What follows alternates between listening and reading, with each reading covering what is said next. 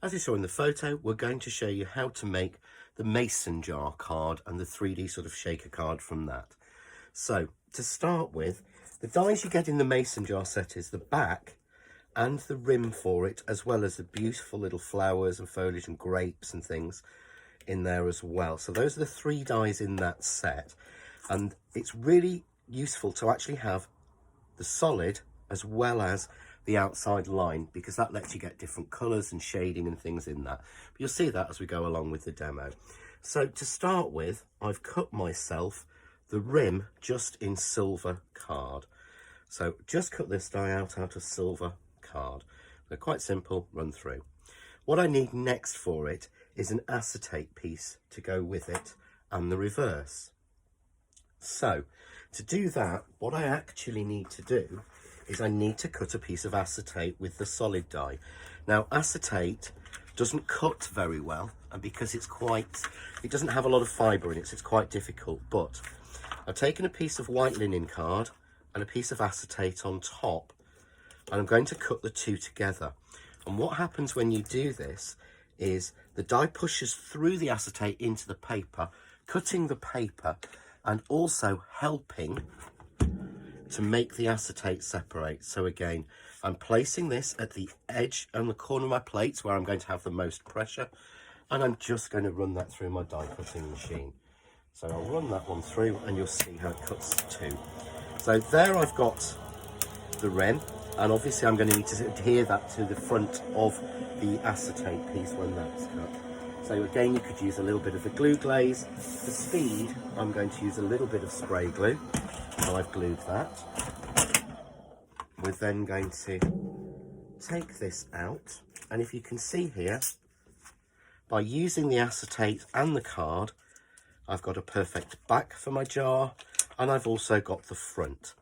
And the really important thing about cutting the front is the die has a little deboss area, like a light reflection in it, and it's really nice that this can come through on the piece that you're making. And again, we'll see that in a second. So I've got my acetate piece. I'm just going to add over the top the rim that I've made. Sorry if you can't see it on this board. Luckily I can. But if you can see there, if I put this against white, hopefully you can see the little light reflection. But then I've got a reverse for it. But I could just put a normal reverse in. I could put it on a blank piece of paper. What makes a difference is that I can shade and ink and stamp this. So I could stamp sentiment on that, and I can shade and ink it. So I'm just going to take a little bit, and this is the Ultramare or Ultramarine dye-based ink from the Eyes Ink Colours, and one of them finger daubers. And I'm just going to do little circles around, just around the edge, but you can see there, it brings out this raised deboss area. And if I'm heavier on this right-hand side, you can see again where it leaves that sort of lightning reflection. So I'm just going to go around all the edges just like this, very simply. There we go. Perfect. And I get that nice colour. So I need to put this now and start putting this into the main card. So I'm going to pop that to one side, and we'll just wipe down our ink. We don't want the blue ink to go everywhere. And what I've done is I've cut here a piece of paper from the paper pack, and I've cut the solid die from it to take out this shape where I want my jar to be. Yeah, okay. So I've taken that one out, and I've also mounted this with a little bit of foam tape ready. So I'm just going to bring in my sheet. This is my little sticky sheet. So I'm going to take my lid, and this time I'm going to glue, just using the glue glaze, because I don't want the spray glue to show everywhere, just around the rim. And I'm going to drop that on. Okay. And that fits in exactly. So you can see there now, when that's dry it will, should I say. So you can see there now, we've got our front of our jar on there. Let's give it a press down that way.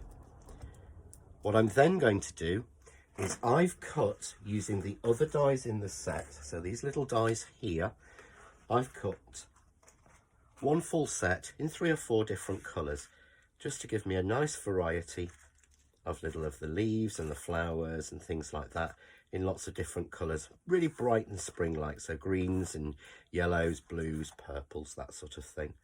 Okay, there we go. Let's have a couple more. I've got a couple more yellows here, so we'll grab those and we'll pop those in. Okay, now to seal this, obviously if I put that piece in, then it won't seal it, and if I just use a white piece, I will lose that beautiful colour. So what I've done is cut a piece of acetate to about the same size so that I seal the shaker element in. And you can see there I've got them floating inside the little mason jar. I can then quite simply a little bit of spray glue, or again the glue glaze, onto the jar itself and pop that on the back where it would be. You can see through now, so I've got the shaded jar showing through and that little water line again and the base. So it just looks so much more 3D, and it's actually very, very flat. So that's the basis of the shaker element.